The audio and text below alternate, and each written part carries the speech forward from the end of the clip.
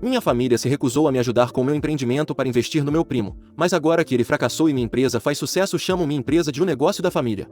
Eu sou Zakeri, tenho 34 anos, sou homem e cresci em uma família, bem, que vivia confortavelmente. Meu pai tinha vários negócios espalhados pela cidade, imóveis, comércio varejista e alguns outros. Minha mãe é dona de vários edifícios, sim, no plural. Meus avós, embora não fossem tão ricos, foram os primeiros empreendedores que conseguiram juntar sucesso suficiente para dar aos meus pais um empurrão inicial. Existe a expectativa de que se você nasce nesta família, ou herda algo e não o arruína, ou começa seu próprio império. Naturalmente eu quis ir com a última opção. Eu não era um garoto ingênuo sonhando em abrir uma cabana na praia nas Bahamas. Não que haja algo de errado com isso. Eu tinha um plano sólido na minha opinião, cibersegurança. Desde que eu tinha 14 anos e acidentalmente invadi o servidor da minha escola para mudar meu histórico de detenções, descobri que tenho um talento para computadores. Fui para a universidade, me formei em ciência da computação e passei horas obcecado com criptografia, vazamentos de dados e programação. Depois de me formar, percebi que a cibersegurança não é apenas uma carreira interessante, também é lucrativa. Todas as empresas precisam dela, todos os bancos, todos os hospitais. É como vender guarda-chuvas em um mundo onde sempre chove. Vazamentos de dados. Eu tinha uma visão, uma base potencial de clientes e um plano de negócios detalhado que, segundo eu, impressionaria qualquer um. Mas aqui estava o problema. Eu precisava de dinheiro para começar, muito dinheiro. Eu não estava pedindo milhões, está bem? Só o suficiente para alugar um espaço de escritório,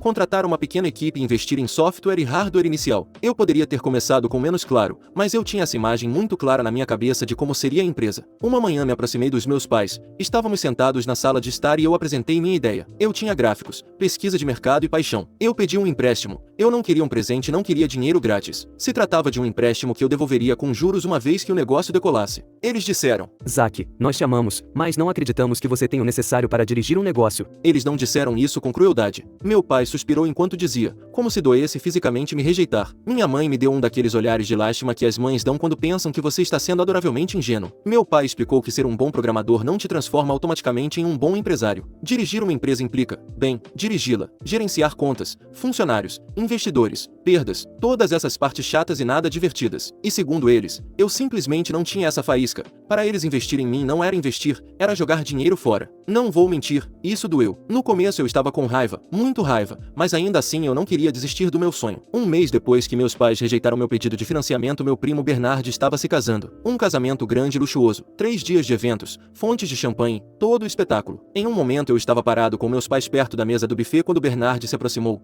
Ele cumprimentou meus pais, apertou a mão do meu pai e então disse: Tio e tia, obrigado novamente por acreditarem em mim e me ajudarem com os fundos para meu negócio hoteleiro. Eu não poderia ter feito isso sem você. Eu fiquei ali parado olhando para o Bernard como se ele tivesse acabado de confessar que era um viajante no tempo. Meus pais riram nervosamente, disseram algo educado e mudaram rapidamente de assunto. Eu havia pedido financiamento. Eles disseram não. Mas Bernard? Bernard conseguiu financiamento para um hotel, um maldito hotel. Eu fui embora com uma desculpa esfarrapada porque me senti traído. Não porque financiar o Bernard, digo, bom para ele eu suponho, mas porque eles não fariam o mesmo por mim. Eles confiavam no Bernard, mas não em mim, seu próprio filho? Aparentemente eu não valia o risco. Em algum momento minha avó me encontrou sentado ali. O que você está fazendo aqui? Por que você não está lá dentro aproveitando o casamento? E há algo sobre as avós. Você não pode mentir para elas. Simplesmente não pode. Então eu contei tudo a ela. Ela simplesmente me deixou desabafar, então disse algo que nunca vou esquecer. Zakeri, às vezes as pessoas veem potencial nos outros porque veem uma versão delas mesmas neles. É possível que seu pai veja uma versão mais jovem de si mesmo no Bernard, mas isso não significa que você não seja capaz. Você é diferente, e ser diferente não é ruim, é apenas diferente. Ela apertou minha mão e acrescentou: Você é inteligente e trabalhador. Algum dia você vai construir algo incrível, só que será em seus próprios termos. Eu sei que soa como um monte de frases clichês, mas era exatamente o que eu precisava naquele momento. No dia seguinte ao casamento eu ainda estava nesta névoa emocional estranha, meio motivado pelo que minha avó disse, mas também meio devastado. Eu estava sentado no meu sofá quando meu telefone tocou. Era meu avô. Agora, meu avô não é o tipo de pessoa que liga só para conversar, então naturalmente eu me assustei. Perguntei se estava tudo bem e ele me disse que sim,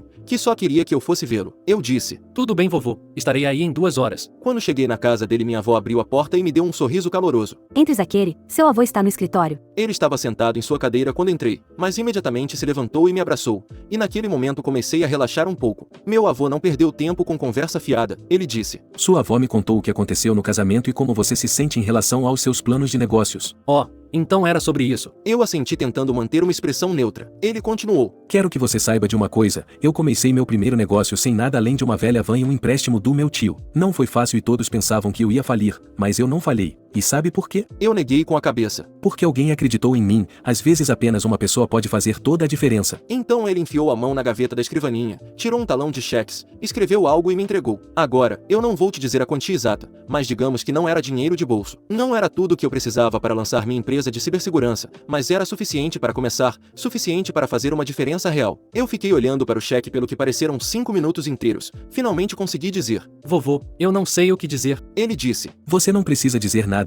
Isso não é apenas dinheiro, é confiança. Estou investindo em você. Eu estava tentando com todas as minhas forças não perder a compostura, mas meu avô simplesmente se levantou, se aproximou, me abraçou e disse. Faça-nos sentir orgulhosos. No caminho de volta para casa eu continuei olhando para o cheque. Não era apenas dinheiro, era prova de que alguém acreditava em mim. Depois de obter o financiamento inicial do meu avô eu sabia que tinha que ser inteligente com cada centavo. Não gastei em mesas elegantes ou cadeiras de escritório modernas. Começamos pequeno. Contatei meus 2 melhores amigos, Adam e Luiz. Juntamos o pouco que tínhamos economizado e alugamos um escritório minúsculo e apertado na zona mais perigosa da cidade. Mas ei, era nosso. Aqueles primeiros 2 anos foram brutais. Trabalhávamos entre 14 e 16 horas por dia, mal descansávamos nos fins de semana. E eu sobrevivia à base de macarrão instantâneo e lanches de máquinas de venda automática. Luiz passava de uma ligação após a outra. Adam estava enterrado em código. E eu fazia de tudo ao mesmo tempo. Nosso primeiro grande cliente foi uma empresa financeira de médio porte que tinha acabado de ser invadida. Conseguimos reparar seus sistemas, recuperar seus dados e prevenir futuras violações. Esse projeto nos deu dinheiro suficiente para nos mudarmos para um escritório um pouco melhor. Pouco a pouco começamos a ganhar tração,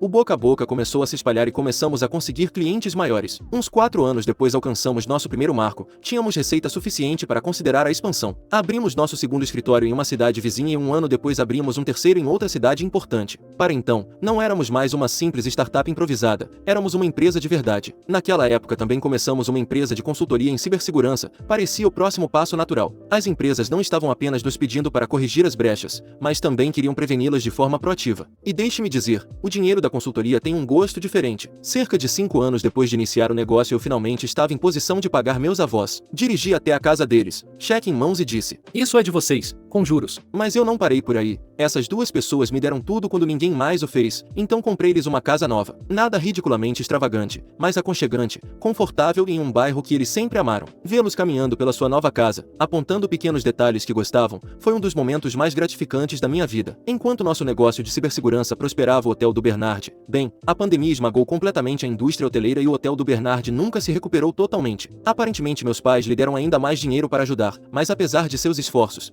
e eu sinceramente me sinto mal por ele, o hotel acabou fechando. Então, no fim de semana passado estávamos celebrando o 50º aniversário de casamento dos meus avós porque eles são literalmente a razão pela qual eu tenho tudo o que tenho hoje. Eu queria ter certeza de continuar agradecendo a eles pelo que fizeram, não economizei em nada. Aluguei um lindo salão de hotel, contratei um buffet, organizei uma banda ao vivo e convidei basicamente todos os amigos, familiares e até alguns vizinhos antigos que eles não viam há anos. Honestamente, planejar este evento foi mais emocionante do que alguns dos maiores negócios que já fechei. A festa foi espetacular, todos estavam elegantes, a comida estava incrível e meus avós estavam muito felizes, que era o que importava. Mas então meus pais entraram em cena. Em algum momento da noite eu ouvi meu pai conversando com um de seus velhos amigos. Quando o amigo disse que ele devia se sentir orgulhoso de mim, ele respondeu falando sobre os valores familiares e como seu apoio e orientação me colocaram no caminho certo. Ele também mencionou, e eu não ouvi errado: É praticamente um negócio de família agora. Perdão? À medida que a noite avançava eu continuei ouvindo fragmentos de conversas em que meus pais se pintavam como a espinha dorsal do meu sucesso. Sempre soubemos que ele faria algo grandioso. Nós o apoiamos em cada passo do caminho. É o que fazemos como família. Nos levantamos uns aos outros. E o remate, meu pai disse: Tudo graças ao apoio inicial da família. Olha, eu não estou dizendo que precisava que meus pais se ajoelhassem diante de mim ou se desculpassem com lágrimas nos olhos, nem nada do tipo. Mas eles se atribuírem o mérito por algo que ativamente se recusaram a apoiar? Isso não me caiu nada bem. Tentei aproveitar o resto da noite, mas eu estava realmente irritado. Então eu mudei meu discurso. Originalmente eu havia planejado algo simples, uma homenagem sincera à vovó e ao vovô, mas depois de tudo que eu vi naquela noite eu sabia que não podia deixar passar. Comecei com um tom leve, fiz algumas piadas, mencionei como o casamento deles era mais velho que a internet e falei sobre o amor e o respeito que eles sempre demonstraram um pelo outro, mas então eu fiquei sério. E aqui está a parte principal do meu discurso. Vejam, a vovó e o vovô não construíram apenas uma vida juntos, eles construíram um legado de amor, confiança, e o mais importante, de fé nas pessoas. Quando eu tive um sonho e todos os outros me fecharam a porta na cara eles abriram. Eles não apenas acreditaram na minha ideia, eles acreditaram em mim, e tudo que tenho hoje eu devo à fé deles em mim quando ninguém mais a teve. Eu fiz uma pausa. Meus pais estavam me olhando com sorrisos congelados em seus rostos. Então, esta noite, eu quero propor um brinde à vovó e ao vovô, as únicas duas pessoas que acreditaram em mim quando ninguém mais acreditou. Este sucesso é deles, e de mais ninguém. A vovó estava chorando. O vovô assentiu com aquele sorriso orgulhoso e tranquilo que ele tem. E meus pais sorriram forçadamente com os dentes cerrados. Uns 15 minutos depois do discurso, meu pai me encontrou perto da mesa de sobremesas. Ele estava basicamente gritando comigo. Que diabos foi aquele discurso? Você estava tentando nos humilhar na frente de todos? Eu respondi. Humilhar vocês? Eu só disse a verdade. Vocês não acreditaram em mim, mas a vovó e o vovô sim. Minha mãe se juntou à discussão. Você não precisava expor os problemas da família na frente de todos. Você nos fez parecer muito mal. Nesse ponto eu já estava mordendo a língua, tentando não explodir. Mas então meu pai disse. Você age como se não tivéssemos feito nada por você. Nós te demos uma boa vida, uma boa educação. Como você ousa nos fazer parecer os vilões da sua pequena história de sucesso? No começo eu não gritei,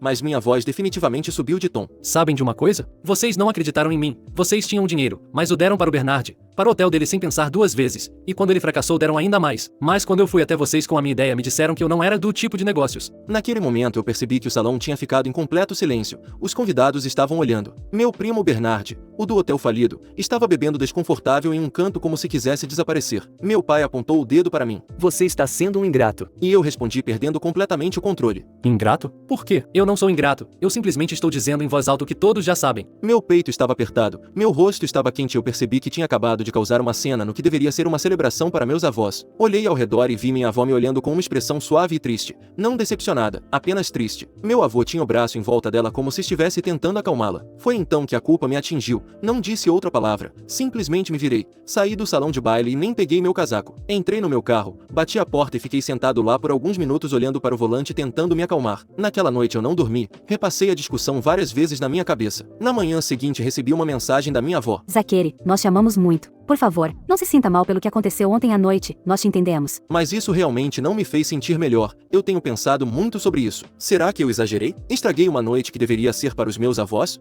Atualização. Acho que é justo dar uma atualização para vocês porque foram muito gentis em comentar na minha publicação. Pensei que as coisas se acalmariam depois daquela noite. Pensei que talvez todos refletissem um pouco e então teríamos uma conversa adulta e apropriada. Mas não, meus pais decidiram partir para o ataque nuclear. Começou de forma pequena. Um primo me enviou uma mensagem de texto, algo como: Ei Isaac, é verdade que você manipulou a vovó e o vovô para te darem dinheiro? É isso que o tio está dizendo. No começo eu ri porque vamos lá, soava ridículo, mas então as ligações continuaram chegando. Uma tia me enviou uma mensagem no Facebook dizendo que estava decepcionada com a forma como eu usei as emoções dos meus avós para tirar dinheiro deles. Então liguei para minha avó imediatamente porque precisava saber se ela estava bem. Ela disse: Não se preocupe com o que os outros dizem, nós sabemos a verdade, e isso é a única coisa que importa. Honestamente, ela é a mulher mais doce do mundo, e ouvir sua voz me acalmou um pouco. Mas eu não podia ignorar o fato de que meus pais estavam por aí inventando uma narrativa distorcida. Não sou alguém que gosta de confronto, apesar do que meu colapso no aniversário pode sugerir, mas desta vez eu não podia deixar passar. Liguei para meus pais e perguntei: Que diabos vocês estão dizendo a todos? Por que as pessoas estão me ligando dizendo que eu manipulei a vovó e o vovô? A isso minha mãe respondeu: Bem, você chorou com eles. Você os fez se sentir mal por você. Isso é manipulação. Eu disse: Eu não estava chorando com eles. Eu estava contando a eles a minha situação,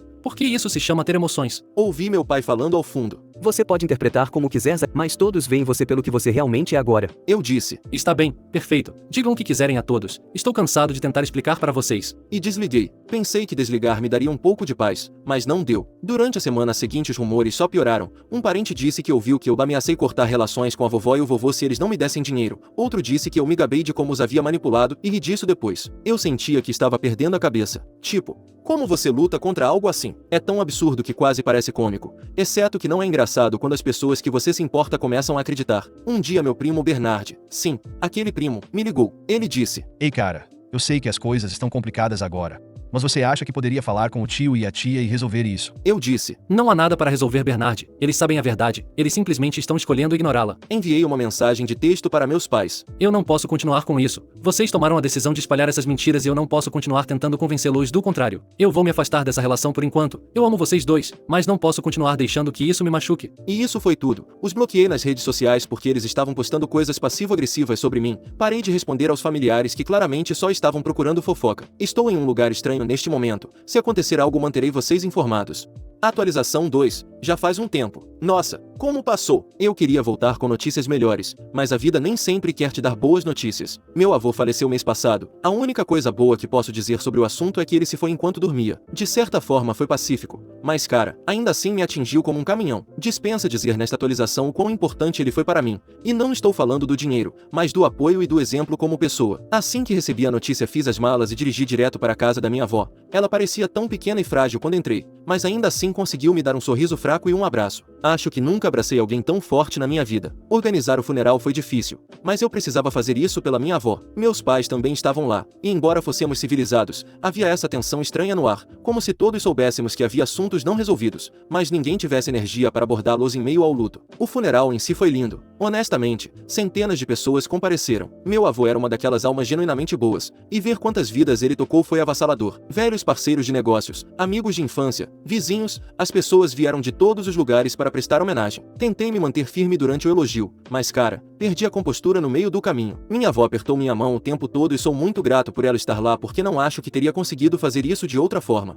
Agora, aqui é onde as coisas se complicaram um pouco. Meu avô não era incrivelmente rico nem nada do tipo, mas possuía algumas propriedades, incluindo uma linda casa à beira do lago. É o tipo de lugar que você veria em cartões postais, um pier de madeira, grandes janelas com vista para a água e rodeado de árvores. Meu pai passou muito tempo lá quando era criança e até eu tenho lembranças de correr pelo pier, pescar com o vovô e assar marshmallows junto à fogueira. Então, durante a leitura do testamento, os advogados começaram a listar os bens, e então chegamos à casa do lago. Meu avô a deixou para mim e para minha prima Laura. Para contextualizar, Laura é filha da irmã do meu pai. Ela é honestamente genial, alguém com quem me dou bem. Mas no momento em que meu pai ouviu as palavras Zaqueri e Laura compartilharão a propriedade da casa do lago, eu juro que vi como ele apertou a mandíbula. Ele não disse nada naquele momento, mas seu rosto dizia tudo. Ele estava furioso. Tipo, realmente furioso. Depois da leitura ele saiu sem me dizer uma palavra. Minha mãe o seguiu e eu simplesmente fiquei sentado lá desconfortável com a Laura e minha avó. Durante os dias seguintes, enquanto fiquei com minha avó, meu pai me evitou completamente. Se estivéssemos na mesma sala, ele agia como se eu fosse invisível. Minha mãe me dava aqueles meio sorrisos estranhos, mas também não dizia muito.